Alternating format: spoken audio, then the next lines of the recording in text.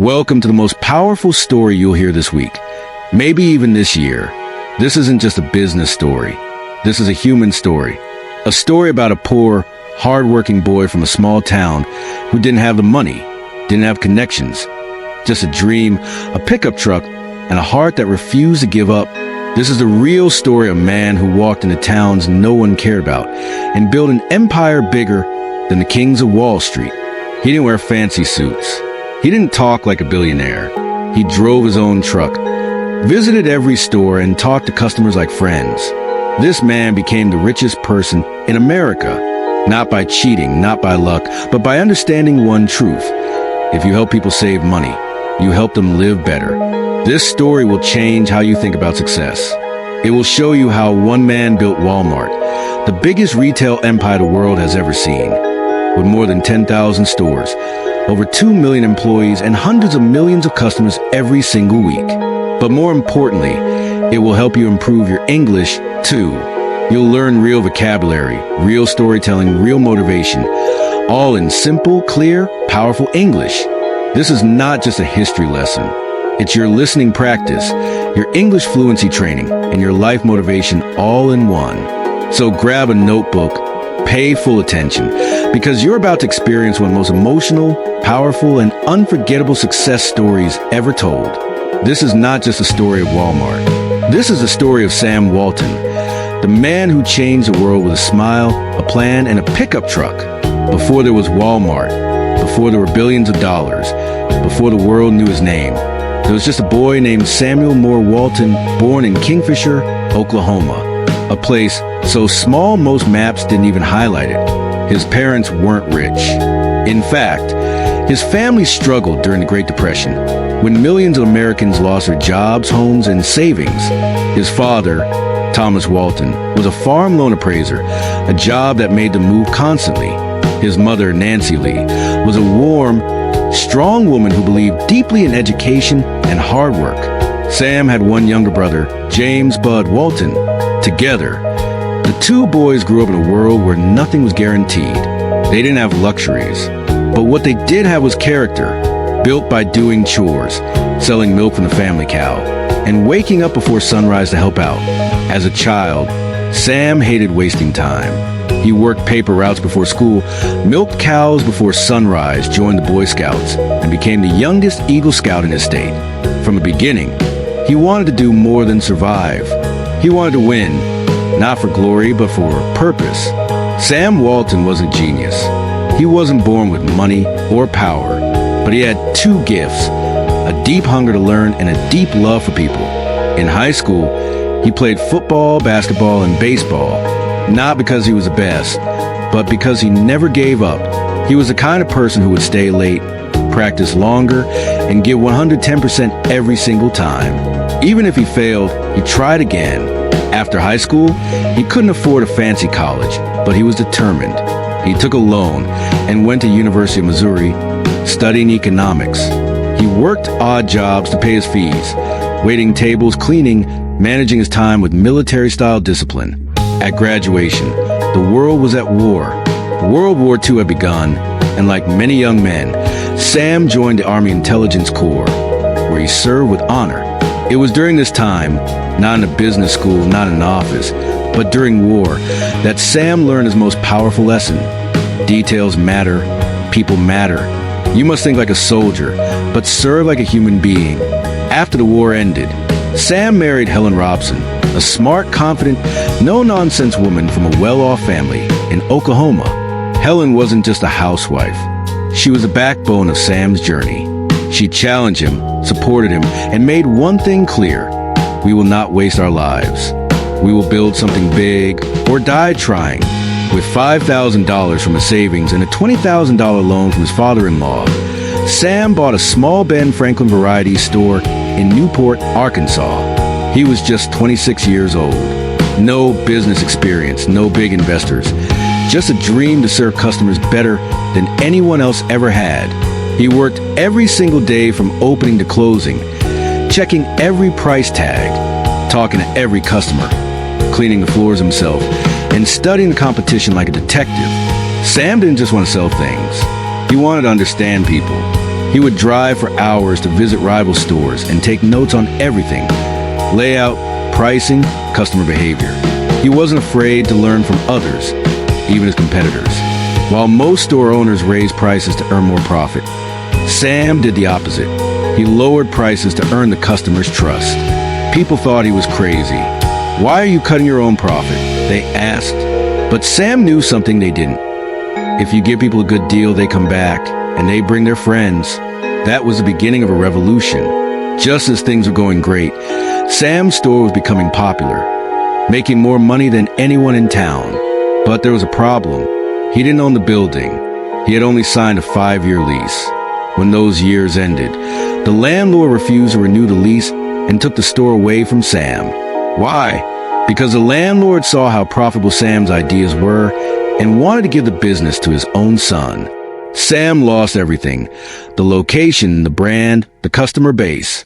All the hard work was gone. He could have given up. He could have complained, cried, or quit. But he didn't. He took a deep breath, packed up his life, and moved to a small town called Bentonville, Arkansas. There, with a burning heart and nothing but his brain and wife, he opened a new store. That store would later become the first Walmart. It was 1950. Bentonville wasn't a place for billionaires. It wasn't a big city with big investors. It was a quiet little town with one main street, a few farmers, a few teachers, and a lot of dreams. But for Sam Walton, Bentonville was a blank canvas he needed. He rented a small building and opened a store called Walton's 5 and 10. It wasn't flashy. There was no giant signboard, no grand opening. Just Sam, his wife, and a store full of small products: socks, school supplies, cleaning items, candy, and toys. But there was one thing that made the store different. What made Sam's store different wasn't the location, the prices, or even the size. It was his obsession with people. From a very first day, Sam had a way of doing things. He didn't call his system, but it became the foundation of Walmart's success. First, serve the customer like their family. Sam didn't just say hello. He walked customers to the shelf, carried their bags, asked them what they didn't like, and fixed it. For him, the customer wasn't just the reason for success. The customer was success. Second, buy cheap, sell cheaper, and make it up in volume. This was radical at the time. Most stores wanted to make big profits on each item. Sam wanted small profits on many items. Instead of selling a few things at a high margin, he dreamed of selling thousands at a low margin. He once said, "If we lower prices by just a cent and sell 1,000,000 units, that's thousands of dollars saved for our customers." They'll never forget that. Third, never stop learning from others. Sam visited other stores every weekend. He carried notebooks and wrote down ideas, designs, and product placements. He never acted like he knew everything. For him, borrowing ideas ethically and improving them wasn't weakness. It was wisdom. What set him apart was his relentless discipline. Even after opening multiple stores, he would drive hundreds of miles on weekends to visit competitors. He'd walk inside like a regular shopper, observe the aisles, study the prices, note the customer service, and fill page after page with observations. Then he'd return and apply those ideas immediately. Sam didn't live behind an office desk. He lived in his stores, learning from real people. He called it retail education, not in a university, but in real life. By the end of the 1950s, Sam had several small stores, and they were doing well, but something still bothered him. He noticed that most rural towns in America were ignored by big retailers. Large chains only went to the big cities, while small towns were left with high prices, poor selection, and limited service. Sam saw the gap. He asked himself, what if we built a large store in a small town with low prices, high variety, and great service? Wouldn't people drive from miles away? Investors laughed at the idea. Big businessmen told him, that will never work. Rural people don't buy much. But Sam had seen enough. He knew rural America was hungry for value, and no one was serving them. So he gathered his courage. He convinced his wife. He borrowed money. And in Rogers, Arkansas, Sam Walton opened the first Walmart discount city. The store was big for its time, but modest compared to what we know today. No automatic doors, no flashy technology, no giant promotions. just shelves filled with discounted products, from clothes to electronics to groceries. People were curious. Some laughed, some doubted. But when they stepped inside, they saw the prices, the variety, and the honesty of the place. They didn't just come back once. They returned every week, bringing their families, neighbors, and even entire towns. Word of mouth spread like wildfire. Sales rose. Customers became loyal fans. Sam didn't build Walmart alone. His wife, Helen, was part of every major decision. His brother, Bud, joined the business, and soon his children helped too. This wasn't a cold corporate empire built by men in glass towers. It was a family business built on trust, effort, and simplicity. Sam also believed in employee ownership. He gave his store managers a stake in the business. If they helped the store grow, they earned more. This made employees think like owners, not just workers. By the end of the 1960s, Walmart had grown from one dream to dozens of stores. The growth was explosive. But more important than the number of stores was the way they operated. Every location followed Sam's rules. Lower prices than anyone in town, friendly staff who genuinely cared, clean aisles, organized shelves, managers trained like leaders, and a community atmosphere. People didn't feel like customers. They felt like family. Sam made sure every new store was close enough for him to personally visit, inspect, and improve. He wasn't just building a business. He was building a movement. While other businessmen chased luxury offices and magazine covers, Sam Walton stayed focused on three things. Drive a used truck, not a luxury car. So his employees knew he was one of them. Focus on saving pennies, not spending dollars, flying economy, sharing hotel rooms, and reusing supplies.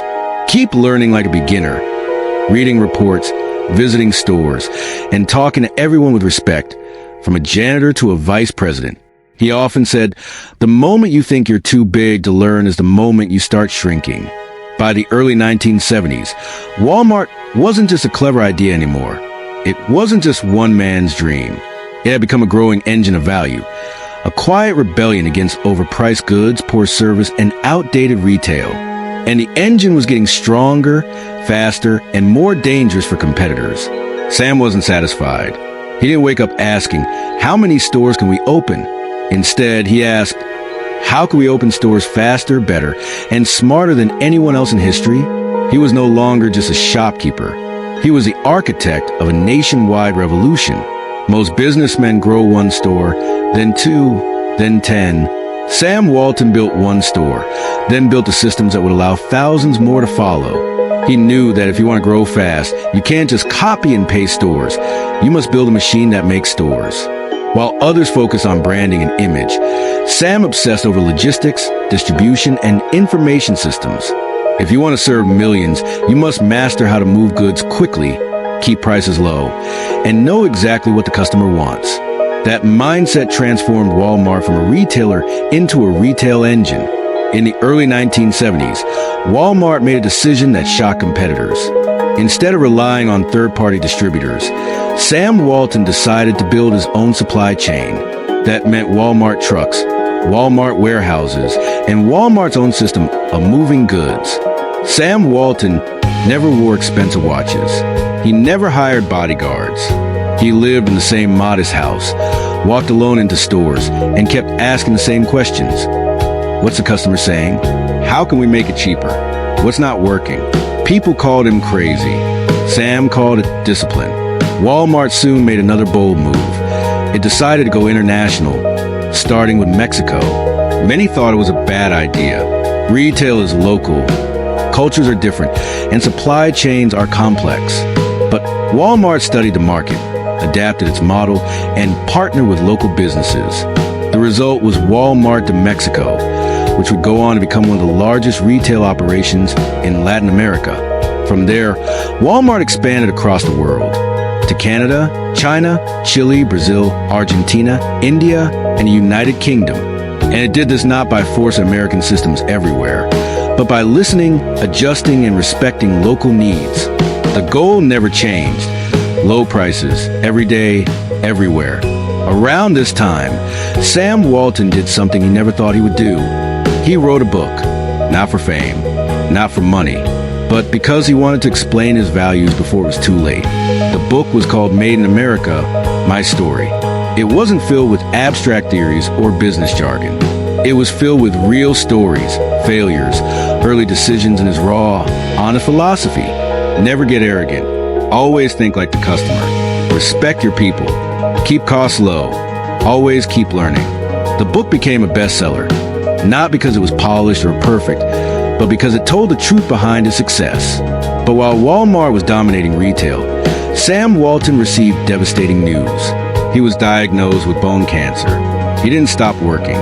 He didn't disappear. He didn't even tell the world at first. Instead, he kept visiting stores, kept writing, kept training his people. He once said, "I don't know how much time I have, but I know what I'm here to do, and I'm not done yet." Even in pain, he traveled across the country to meet employees, whom he always called associates. He didn't want to be remembered as a man who gave up. He wanted to be remembered as a man who gave everything. In his final months, Sam Walton was awarded America's highest civilian honor, the Presidential Medal of Freedom. At the ceremony, he was frail, sitting in a wheelchair, but his words were powerful. Holding the medal in his hands, he said, "If we work together, we'll give the world an opportunity to live better every single day." The audience stood and applauded, not for a rich man, not for a businessman, but for a humble store owner who had never stopped serving. Only weeks later, Sam Walton passed away in Little Rock, Arkansas. He was 74 years old. The man who had revolutionized retail, who had built an empire of savings, who had dedicated his life to serving customers, was gone. The news shook the country. Stores across America paused. Flags were lowered. Employees cried. Customers left handwritten notes at Walmart entrances. People who had never met him, farmers, teachers, workers, families, said the same thing. He changed how we live. He changed how we shop. He changed what we believe is possible. But the most important part of the story is what happened next. Walmart didn't collapse. It didn't slow down.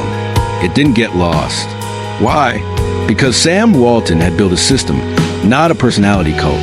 His life's work was training leaders, building processes, and creating a culture of simplicity, service, and savings. He didn't want Walmart to depend on him. He wanted it to outlive him. And it did. Leadership passed to his son, Rob Walton, as chairman of the board. But Rob didn't try to be Sam.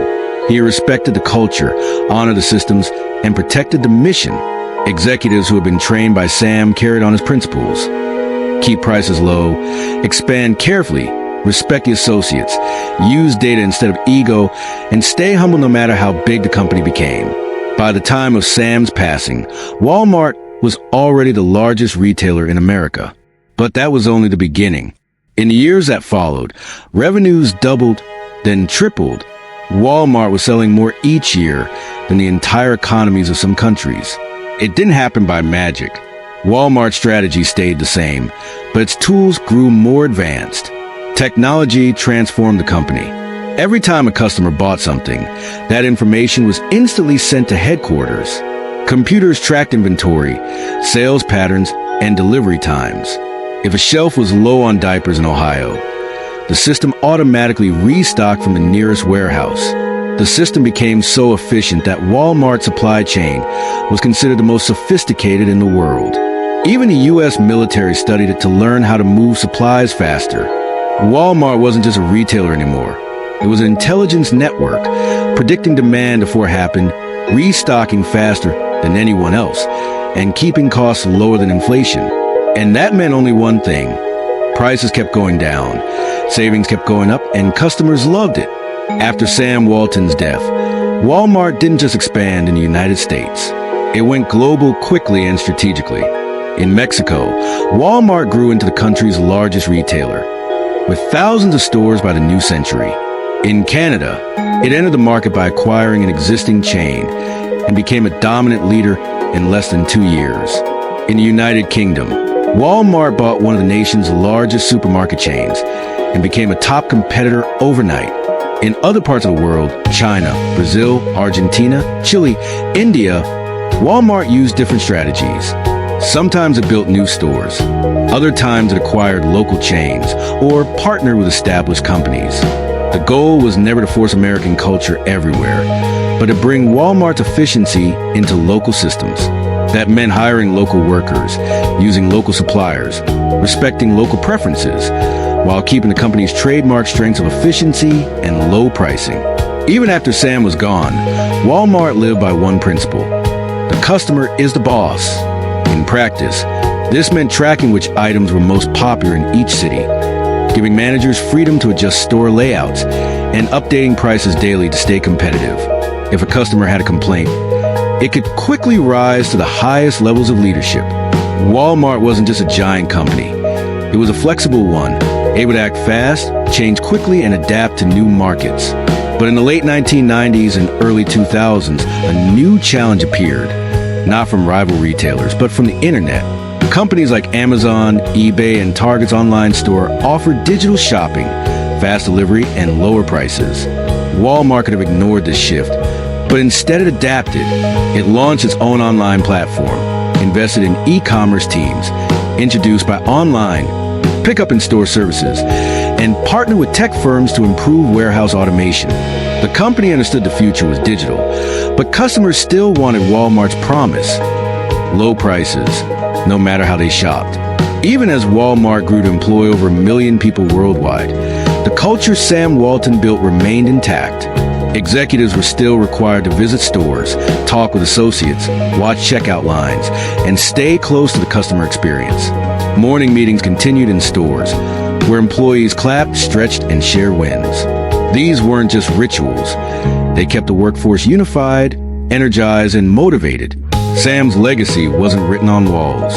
It lived in actions, repeated every morning in every Walmart store. Of course, not everything worked out. Walmart failed in Germany, where its culture didn't fit local shopping habits. It struggled in South Korea and eventually withdrew. It faced legal battles, employee strikes, and criticism over environmental and labor practices. But unlike companies blinded by arrogance, Walmart listened, studied its mistakes, and adjusted. The company wasn't pretending to be perfect.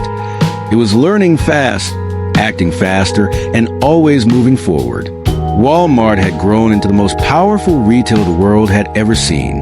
By the early 2000s, its sales had surpassed the wildest expectations, reaching levels once thought unimaginable. Yet the company wasn't finished. It continued to grow, adapt, and expand, not only in size but in mission. From the beginning, Sam Walton had been clear: the company existed to help people live better. Now, with Sam gone and Walmart larger than most governments, the question remained: would it stay true to that promise, or lose itself in its own success? The answer was complicated. As Walmart reached historic milestones, critics grew louder. Workers asked why wages were still so low. Some employees worked full-time yet struggled to survive. Protests erupted. Documentaries exposed worker conditions, and activists accused Walmart of saving customers money at the cost of employee dignity. These concerns were not just outside noise. They came from the people who had given years of service to the company. For a time, Walmart was slow to respond. Expansion had been its focus, and in the rush to build globally, it had overlooked issues within its own workforce. But eventually, the company shifted. Leaders recognized that if Walmart wanted to lead the world in business, it also had to lead in human values. The company began raising wages, often above national minimum standards. It invested in employee education, partnering with colleges to help workers earn degrees while on the job, covering most of the tuition, and offering flexible schedules so that a cashier could one day graduate from college. It also launched major sustainability efforts, reducing plastic packaging, investing in renewable energy, cutting carbon emissions, and working with farmers to improve agricultural practices. Walmart was no longer only about low prices. It was beginning to focus on building a better future. Then came its toughest rival yet, Amazon. The online giant was dominating home delivery, e-commerce, and digital convenience. Walmart's physical stores were still strong, but shopping habits were shifting to phones and laptops. The company faced a choice: protect its existing empire or transform into something new. Walmart chose transformation. It invested heavily in e-commerce, acquiring tech-driven companies, launching its own membership service, expanding grocery delivery, and upgrading stores with smart technology. Thousands of employees were retrained in digital tools, AI, robotics, and logistics. Walmart was becoming a technology-driven service company, while still holding on to its original heart: low prices and human service. In the new decade, Walmart shocked the world by moving into healthcare. It opened clinics inside stores, offering affordable doctor visits, dental care, and even mental health services. It partnered with insurance providers and sought ways to make prescriptions cheaper for families. Healthcare became its new frontier, driven by Sam Walton's belief that Walmart was not just in the retail business, but in the people business. When the COVID-19 pandemic struck, Walmart faced one of its greatest challenges. As an essential service, it could not shut down. The company had to protect workers, keep shelves stocked amid broken supply chains, and serve frightened and frustrated customers across dozens of countries, each with different rules. Walmart responded with urgency, installing safety barriers, distributing protective gear, giving bonuses to employees, expanding online delivery, and even offering vaccinations inside stores. It wasn't perfect, but it showed one thing clearly. When the world was in crisis, Walmart kept serving. When the world panicked, Walmart kept serving. Sam Walton didn't just build stores. He didn't just create jobs. He didn't just cut prices. He built a belief system, a way of living that said, stay humble even if you become powerful. Put people first even when profits grow. Act like an owner even if you're just starting. Never stop learning even when you succeed. He believed in everyday people, not celebrities, not CEOs, not billionaires, but the worker, the mother, the farmer, the truck driver, the high school student. And through them, he proved one simple truth. You don't need to be born rich to change the world. You just need a truck, a plan, and a reason that matters. Today, Walmart is worth hundreds of billions of dollars, employs millions of people, and serves entire nations. But in Bentonville, Arkansas, the old Walton 5 and 10 store still stands. Visitors come every day. They walk through the tiny aisles. They see Sam's handwritten notes, his pickup truck, his favorite dog's picture, his old desk, and they realize it all began here. No money, no power, no fame, just a dream to make life better for others. This isn't just a company's journey. It's a human journey. It's about how far you can go if you never give up. It's about doing things the hard way, the honest way. It's about building something so real that even after you're gone, it keeps helping people live better. And that is the real success of Sam Walton. Not the stores, not the numbers, not the wealth, but the truth that you can come from nothing and still give everything.